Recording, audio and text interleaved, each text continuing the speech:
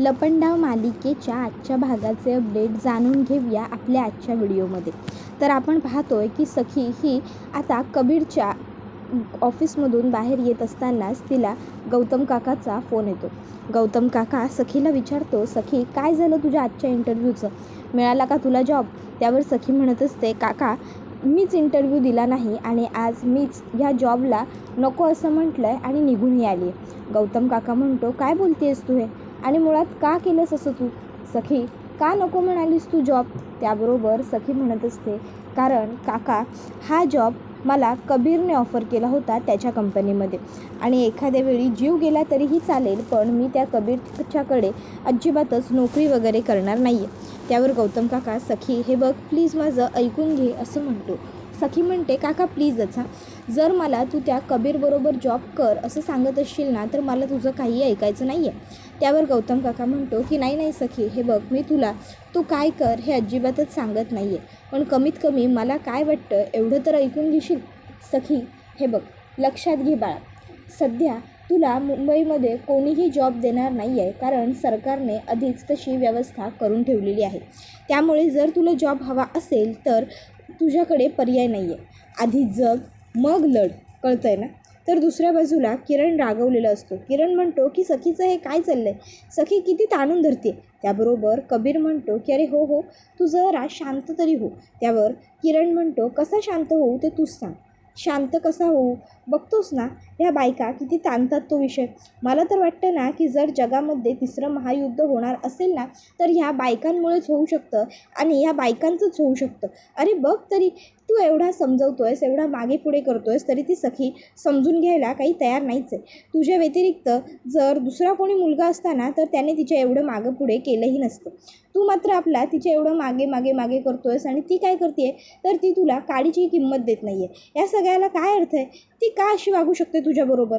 त्याबरोबर मग पुढे कबीरला तो म्हणतो, आणि तू का तिला काही बोलत नाहीस रे, तू का सारखं तिच्या मागे पुढे करतोयस? त्यावर कबीर म्हणतो, कारण सखी माझं जग आहे, सखी आहे म्हणून कान्हा आहे. आता हे सगळं बोलणं सखीचं कबीर ऐकत असतो. मग कबीरचं हे सगळं बोलणं सखी ऐकत असते.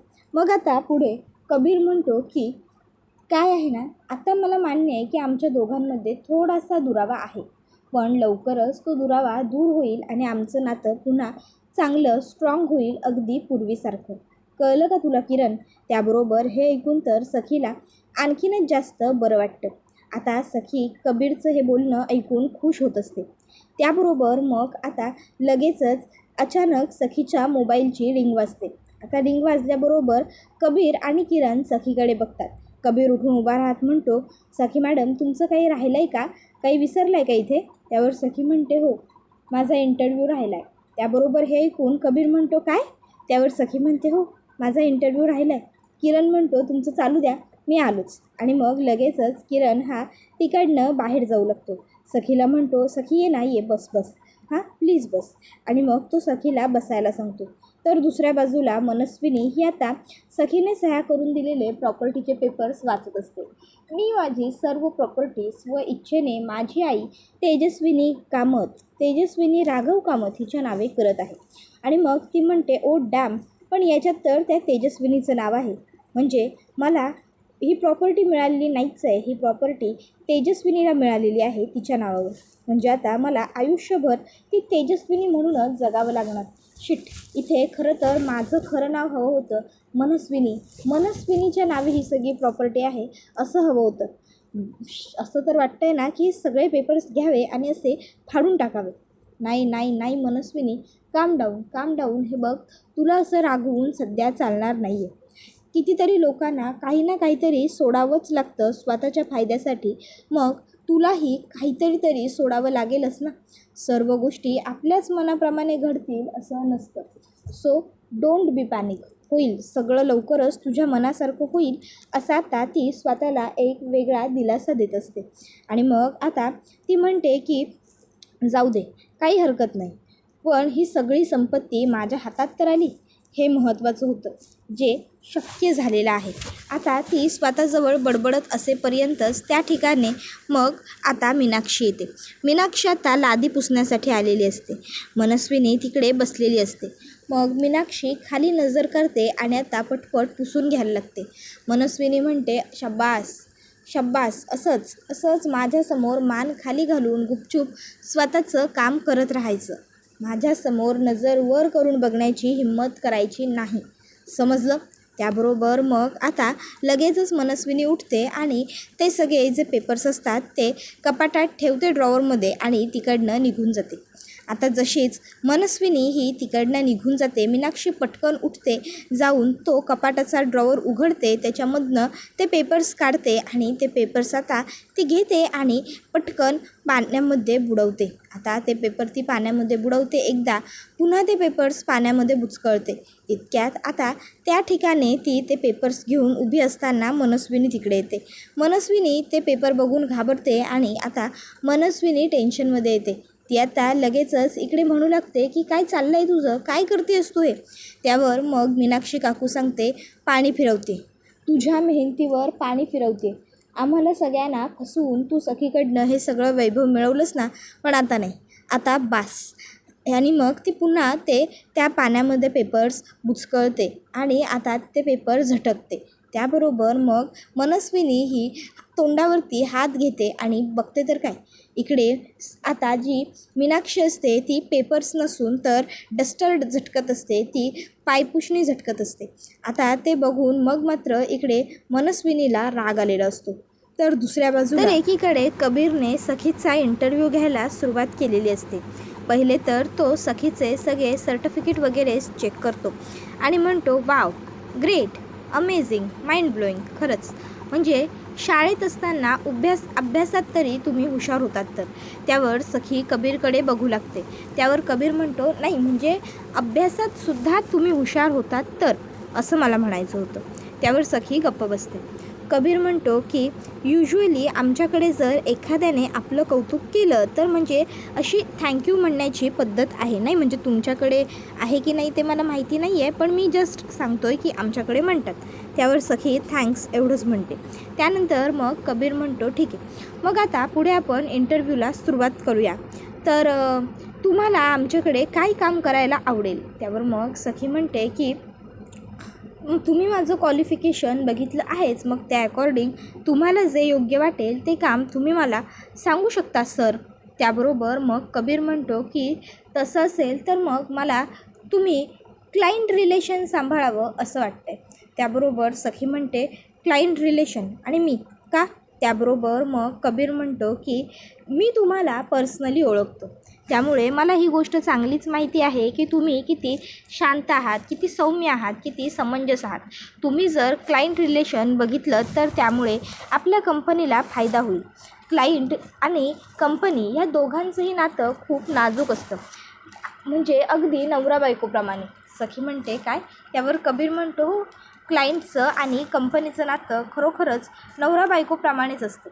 म्हणजे कधीकधी काय होतं, क्लायंट आणि कंपनी यांचं खूप चांगलं जुळत असतं, खूप चांगला बॉन्ड असतो, पण अचानक एकाएकी असं होतं की क्लायंट आणि कंपनीमध्ये वाद होतो आणि मग कंपनी आणि क्लायंट यांच्यामध्ये दुरावा येतो.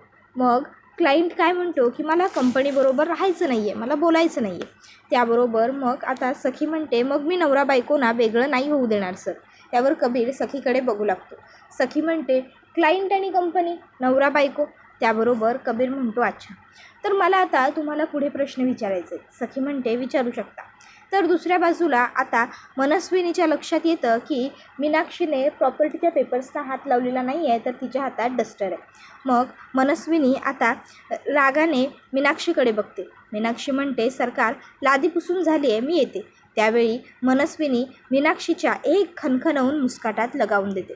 आता एवढा जोरदार फटका मारल्याच्या नंतर मग बिचारी मीनाक्षी रडू लागते, तोंडावर हात घेते आणि ती विचारते, काय झालं सरकार, माझं काही चुकलं का? त्याबरोबर मनस्विनी तिला म्हणते, चुकलं? आणि मग ती मीनाक्षीचे केस पकडते आणि म्हणते, माझ्यासमोर डोळे वर करून बघण्याची हिंमतसुद्धा करायची नाही, समजली? आणि मला दगा देण्याची तर म्हणजे विचारही विचारात करायचा नाही, लक्षात ठेवायचं. मला फसवायचा प्रयत्न करायचा नाही, नाहीतर मी काय करेन ना तुमचं हे तुम्हालाही कळणार नाही. लक्षात आलं? हां, आलं का लक्षात? असं म्हणत ती आता मीनाक्षीला खाली ढकलते. त्यावर मीनाक्षी म्हणते हो हो सरकार. मग मनस्विनी म्हणते चल निघ, चालती हो. आणि मग मीनाक्षी तिकडनं निघून जाते. त्याबरोबर दुसऱ्या बाजूला इकडे मनस्विनी म्हणत असते की नाही नाही नाही, काहीही झालं तरी हे पेपर्स मी माझ्या खोलीत माझ्याजवळ ठेवणं सेफ नाही आहे. काहीही झालं तरी मला ह्या पेपर्सची जागा कुठेतरी वेगळीकडे हलवली पाहिजे. काहीही झालं तरी हे पेपर्स मला सेफ ठिकाणी ठेवलेच पाहिजे, अशा कुठल्या तरी ठिकाणी जिथे हे कोणाच्याही हाती लागणार नाही आहेत, अशा कुठल्या तरी ठिकाणी जिथे हे पेपर्स कोणालाच दिसणार नाही आहेत. कारण सध्या हे पेपर मला जपलेच पाहिजे, हे खूप महत्त्वाचे पेपर आहेत असं आता मनस्विनी म्हणत असते. मग आता ती विचार करते की कुठे कुठे या पेपर्सची खरी आणि सेफ जागा असेल, काय करू काय करू. आणि मग आता तिला विचार पडलेला असतो. तर दुसऱ्या बाजूला कबीर सखीला म्हणतो, एखादी वेळ अशी आली की कंपनी आणि क्लायंटमध्ये दुरावा झाला तर तुम्ही काय कराल, तुम्ही कसं या सगळ्यातून समेट कराल. त्यावर सखी म्हणते मी क्लायंटबरोबर बोलेन, त्यांचा प्रॉब्लेम काय आहे हे समजून घेण्याचा प्रयत्न करेन, त्यांना व्यवस्थित आपली बाजू पटवून देईन, समजून देईन. रादर मी गिवअप करणार नाही, मी त्यांना सांगण्याचा समजवण्याचा प्रयत्न करेन. त्यावर मग कबीर सखीला म्हणतो ओके, पण जर कधी अशी कंडिशन असेल की आपल्यावरती आपला क्लायंट खूपच जास्त नाराज असेल आणि तो काही ऐकून घेण्याच्या मनस्थितीतच नसेल, तो समजून घेत नसेल, तर त्यावर सखी म्हणते जर क्लायंट समजून घेत नसेल तर तो एवढा हट्टाला का पेटला आहे, तो एवढा का चिडला आहे, मी हे शोधून काढेन. त्यावर मग आता सखीला कबीर म्हणतो कधी जर चुकून कंपनीकडून क्लायंटचा विश्वासघात झाला असेल तर.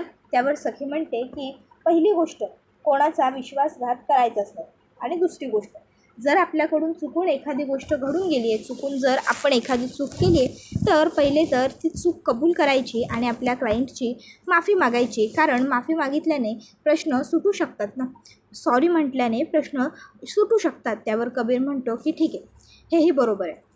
मग मला पुढे आणखीन एका प्रश्नाचं उत्तर द्या.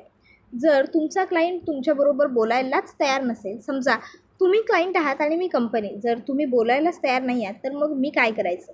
या अशा वेळी गप्प बसायचं की सोल्युशन शोधायचं. त्यावर सखी म्हणते की पहिली गोष्ट तर तुम्ही शांत राहायचं कंपनी म्हणून. कारण काय आहे ना, प्रत्येक वेळी प्रत्येक गोष्ट एक्सप्लेन करण्यापेक्षा कधीकधी सायलेन्सही चांगला असतो. जर तुम्ही सायलेन्स मेंटेन केलात तर कधीकधी प्रश्न आपोआप आणि सहज सुटत जातात. पण जर ती शांतता शिक्षा म्हणून मिळालेली शांतता असेल तर मग मात्र मी गप्प बसणार नाही, तर मग मी नक्कीच ते शांततेतून उत्तर शोधण्याचा प्रयत्न करेन. पहिलं तर मी नेमकं काय घडलं आहे हे शोधून काढेन, क्लायंट एवढा का चिडला आहे हे बघेन आणि त्यानंतरच सोल्युशन शोधेन. त्याबरोबर कबीर म्हणतो की ठीक आहे, वा, सगळ्या प्रश्नांची उत्तरं तुम्ही अगदी चांगली आणि चोख दिली. मला तुमच्याकडनं ह्याच सर्व प्रश्नांची अशीच सगळी उत्तरं अपेक्षित होती. सखी म्हणते की ठीक आहे, आणखीन काही प्रश्न आहेत का तुमचे. त्याबरोबर कबीर म्हणतो की हो आहेत ना, आणखीन प्रश्न आहेत. आणि मग तो सखीला म्हणतो की मला एक गोष्ट सांगा, ती म्हणजे की क्लायंट आणि कंपनी यांचं रिलेशन कसं असावं. त्यावर सखी म्हणते क्लायंट आणि कंपनी यांचं रिलेशन खूप स्ट्रॉंग असावं, कारण ते रिलेशन पूर्णपणे महत्त्वाचं असतं कंपनीसाठीही आणि क्लायंटसाठीही. ऑफकोर्स ते ट्रस्टवर्दी असावं, कारण विश्वासाच्याच बळावरती सगळं काही सुरळीत सुरू राहू शकतं. त्याबरोबर मग आता कबीर म्हणतो की वा वा वा, खूप छान, खूप उत्तम उत्तरं तुम्ही मला दिलेली आहेत या ठिकाणी. त्याबरोबर दुसऱ्या बाजूला मनस्विनी ही सखीच्या रूममध्ये आलेली असते. आता सखीच्या रूममध्ये आल्याच्यानंतर मनस्विनी विचार करते की आता मला काहीही झालं तरी हे पेपर्स सखीच्या खोलीतच लपवायला हवे. नाही, कारण तसंही सखीच्या खोलीत तर कोणी येत जातही नाही, ही खोली बंदच असते. मग ह्या खोलीत मी हे पेपर्स ठेवले असू शकतील हा विचारही कोणाच्या मनाला शिवणार नाही. मनस्विनी ते पेपर लपवायला जातच असते. इतक्यात त्या ठिकाणी वेदू येते आणि म्हणते सरकार बाप्पा तुम्ही या खोलीत. त्याबरोबर मग मनस्विनी ते पेपर पटकन पदराआड लपवते आणि मागे फिरते. ती म्हणते हो का, तुला काही प्रॉब्लेम आहे मी इकडे आल्याचा. त्यावर वेदू म्हणते नाही, तसं नाही मला म्हणायचं होतं. त्याबरोबर मग मनस्विनी म्हणते तू इकडे कशाला आली आहेस, काय करतेस इकडे. की परशू आणि मीनाक्षी घरातली कामं करायला लागलेली आहेत तेव्हापासून तुझी कामं कमी झाली आहेत आणि म्हणून तुझी भटकंती जास्त वाढली आहे हां.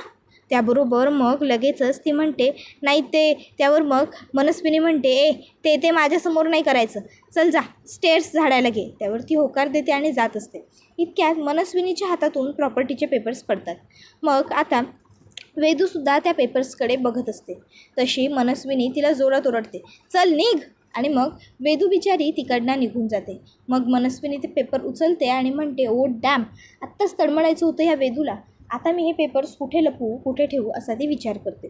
तर दुसऱ्या बाजूला कबीर सखीला सांगतो की तुम्हाला जॉब मिळाला, तुमचा इंटरव्ह्यू सक्सेसफुल झाला. तर त्यानंतर मग वेदू ही कबीरला कॉल करते आणि मग ती कबीरला म्हणते की बॉस, आज ना ती मनस्विनी सखीताईंच्या रूममध्ये गेली होती आणि तिथे जाऊन ती काहीतरी लपवत होती, पेपर्स लपवत होती.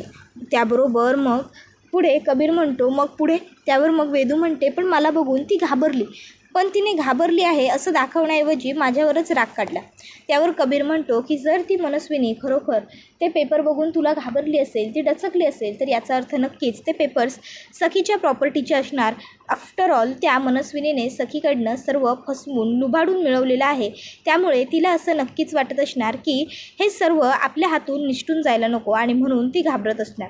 त्याबरोबर मग आता वेदू म्हणते की येस बॉस, तुम्ही जे बोलताय ना ते अगदी बरोबर आहे, मलासुद्धा तुमचं म्हणणं पटतंय. मग कबीर म्हणतो की आता तू त्या मनस्विनीवर अगदी व्यवस्थित आणि बारीक लक्ष ठेव. वेदू, कोणालाही हे कळता कामा नये की तू माझी माणूस आहेस. त्यावर वेदू म्हणते डोंट वरी बॉस, तुम्ही काय मला एवढी साधी समजता का? कोणालाही कळणार नाही की मी तुमच्या हाताखाली कामाला आहे, तुम्ही माझे बॉस आहात. त्यावर मागे गौतम काका उभा असतो. गौतम काका म्हणत असतो कोणाबरोबर बोलत होतीस आणि कोण बॉस आहे तुझा? आता मात्र वेदू घाबरते. गौतम काकाला काय उत्तर देऊ वेदूला कळतच नसतं. गौतम काका म्हणतो काय विचारतोय मी, कोण बॉस आहे तुझा आणि कोणाशी बोलत होतीस तू आत्ता? वेदू आता घाबरून गौतम काकाकडे बघत असते. तर दुसऱ्या बाजूला इकडे मनस्विनी ही रात्रीची दारू प्यायला बसलेली असते. मनस्विनी ही जरा चिल करण्याच्या मूडमध्ये असते. ती म्हणत असते आता मी ते पेपर्स अशा ठिकाणी लपवलेत की आता ते पेपर्स कोणालाही सापडू शकत नाही, अगदी कोणालाच नाही. तर इकडे जी सखी असते ती आता मनस्विनीला कॉल करते. आता मनस्विनी म्हणते अरे वा, माझ्या लेकीचा फोन. आणि मग मनस्विनी फोन उचलते आणि म्हणते बोल, किती पैसे हवेत तुला? सांग, फक्त आकडा सांग, किती पैसे हवेत सखी? त्याबरोबर मग सखी म्हणते नाही, गैरसमज होतोय तुमचा. मी तुमच्याकडे पैसे मागण्यासाठी फोन केलेला नाही आहे. मी तुम्हाला हे सांगण्यासाठी फोन केलेला आहे की मला नोकरी मिळाली. त्यावर हे ऐकून मनस्विनीची झोपच उडते. मनस्विनी म्हणते काय, नोकरी मिळाली? त्याबरोबर सखी म्हणते हो, नोकरी मिळाली. तुम्ही मला टाकलेल्या पहिल्या अडचणीतून मी प्रवास करून पुढे सरसावले. मी तुमच्या पहिल्या अडचणीवरती मात केलेली आहे. आता माझ्या आयुष्यात आणखीन पुढे अडचणी निर्माण करण्यासाठी तुम्ही सज्ज राहा. आणि हो, मी आज नोकरी मिळवली आहे, तसं उद्या तुम्ही माझ्याकडून खोटं बोलून माझं जे काही वैभव लुबाडलं आहे ते सुद्धा परत मिळवेन. तोपर्यंत आरामात राहा माझ्या घरात. मी असं समजेन की मी माझं घर कोणाला तरी भाड्याने दिलेलं आहे. त्याबरोबर हे ऐकून मग मनस्विनी ही मात्र आता पूर्णपणे रागवते. मनस्विनीला खूप जास्त राग आलेला असतो, तिचा संताप झालेला असतो. ती म्हणते हे कसं शक्य आहे हे? ती सखी ती मला असं वागवणार? जी कालपर्यंत मला घाबरायची ती आज मला ॲटिट्यूड देते. तर दुसऱ्या बाजूला सखी रिक्षातून हात बाहेर काढते आणि खुल्या हवेचा, खुल्या आसमानाचा आनंद लुटते. त्यानंतर मग आता सखी ही तशीच आनंदाने चाळीत येते. चाळीत आल्यानंतर आता सखीला नोकरी मिळाली ही गुड न्यूज सखी सगळ्या चाळकऱ्यांना देते आणि स्वतःच्या हाताने मिठाई खाऊ घालते. आता सखी सगळ्यांना मिठाई खाऊ घालत असताना तिकडे मनस्विनी येते.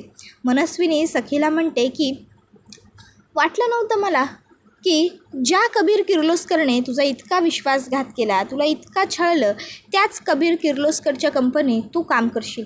हाच आहे का राघव कामतचा स्वभाव? हीच आहे का राघव कामतची मुलगी? हाच राघव कामतच्या मुलीचा स्वाभिमान आहे का? आता मात्र मग मनस्विनी असं सगळं बोलते. त्यानंतर मनस्विनी घरी जात असताना कबीर तिकडे येतो आणि म्हणत असतो काय ना, तुम्ही कितीही प्रयत्न केला ना तरी मी सखीची साथ कधीच सोडणार नाही आहे, ना जिवंतपणी ना मेल्यावर. त्याबरोबर मनस्विनी म्हणते सी यू सून आणि ती तिकडनं निघून जाते. त्याबरोबर हा व्हिडिओ इथेच संपतो.